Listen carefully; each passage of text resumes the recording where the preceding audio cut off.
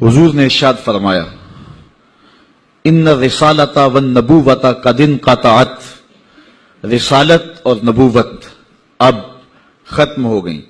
فلا رسول بعدی ولا نبی بعدی، میرے بعد کوئی رسول بھی نہیں آئے گا، میرے بعد کوئی نبی بھی نہیں آئے گا. بہت سارے لوگ مختلف زمانوں کے اندر نبوت کے دعوے کرتے رہے اور اپنے انجام بد کو پہنچتے رہے، اور سب سے بڑا فتنہ جو پیدا ہوا وہ قادیان کا دجال مرزا قادیانی. پہلے تو اس نے یہ کہا کہ حضور علیہ السلام کے بعد نبوت کا اجرا ممکن نہیں ہے، اور اپنی یہ کتاب حمامۃ البشریٰ کے اندر اس نے کہا رب رحیم شان والے نے ہمارے نبی کا نام خاتم الانبیاء بغیر کسی استثناء کے رکھا ہے، اور ہمارے نبی نے لا نبی بعدی کے بیان سے اس کی تشریح کر دی ہے، جو طالب علموں کے لیے بالکل واضح ہے. یہ اس نے اپنی کتاب حمامۃ البشریٰ کے اندر لکھا. اس وقت تک اس کا پروگرام نہیں تھا کہ میں نے نبوت کا دعویٰ کرنا ہے. بعد میں آپ کی سیالکوٹ کی کچہری میں ہی وہ ملازم تھا، اور میں اگر تاریخ کے ابواب کھولوں تو بات لمبی ہو جائے گی. کچھ لوگوں کا انٹرویو ہوا، وہ کامیاب ٹھہرا، اور پھر اس نے پہلے راستہ ہموار کرنا شروع کیا، اور پھر ایک دن اس نے کہہ دیا کہ بعثنی اللہ علی راس المئۃ لأجدد الدین، اللہ نے مجھے صدی کے سر پہ مبعوث کیا ہے کہ میں دین کی تجدید کروں. مجدد بن بیٹھا. پھر کچھ وقت گزرا، اس نے کہا وَأَنَا الْمَسِيحُ الْمَوْعُودُ وَالْمَهْدِيُ الْمَوْعُودُ، میں مسیح موعود ہوں اور مہدی موعود ہوں. یہ حقیقت الوحی کے اندر اس نے لکھا، روحانی خزائن کے اندر موجود ہے.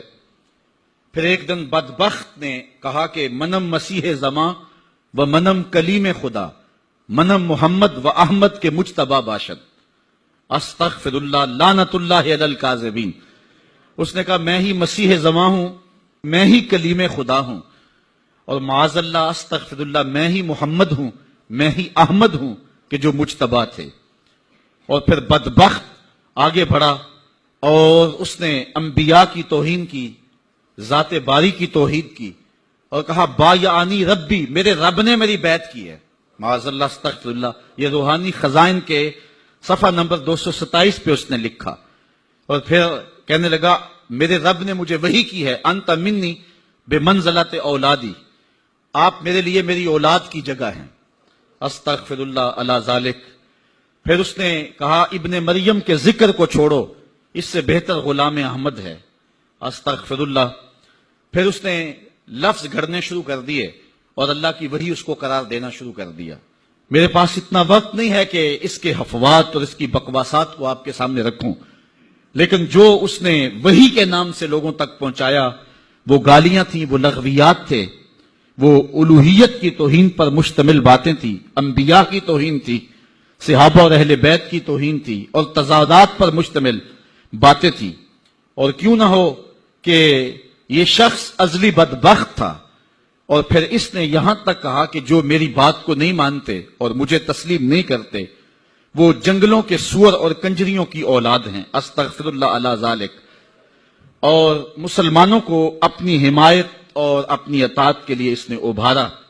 جو زر پرست لوگ تھے وہ اس کے پیچھے لگ گئے، چونکہ جن کے مفادات اور مرزا قادیانی کے مفادات سانجے تھے تو انہوں نے اس کے پیچھے لگنا ہی تھا. چونکہ مرزا قادیانی جو ہے یہ انگریز کا لگایا ہوا پودا ہے. مختلف ویب سائٹس پر اسلام کے نام پر مرزائی آج بھی سرگرم عمل ہیں. اللہ تعالیٰ جل شانہ نے ہمارے علماء کو یہ توفیق نصیب فرمائی کہ وہ پوری قوت کے ساتھ ان کے مقابلے کے اندر نکلے.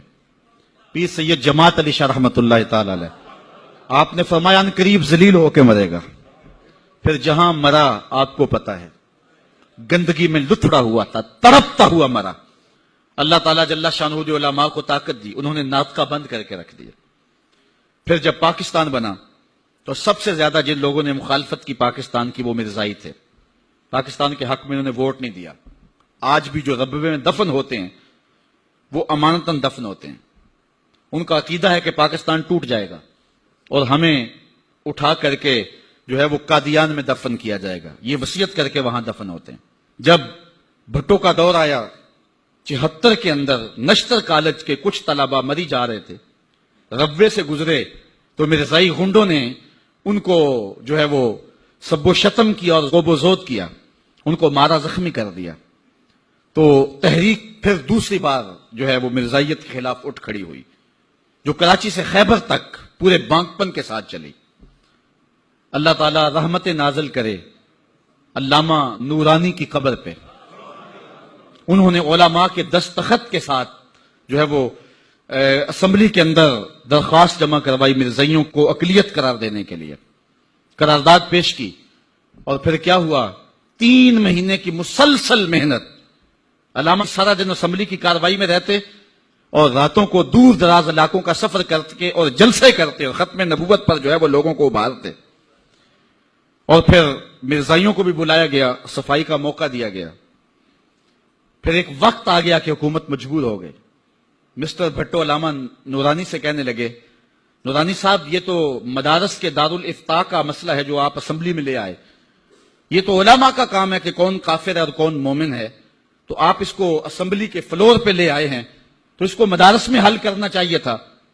تو حضرت علامہ نورانی نے جو جواب دیا وہ بڑا خوبصورت تھا۔ فرمانے لگے، بھٹو صاحب مجھے ایک بات بتا دیں، آپ منتخب وزیر اعظم ہیں، اگر آپ کے مقابلے میں کوئی کرسی بچھا کے بیٹھ جائے تو آپ اس کے بارے میں کیا رائے رکھتے ہیں؟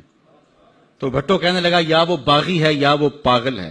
تو کہا، بھٹو صاحب وزارت کی کرسی چھوٹی ہے، ختم نبوت کی کرسی بڑی ہے، اب جو کہتا ہے میں نبی ہوں ماننا پڑے گا، یا پاگل ہے یا باغی ہے۔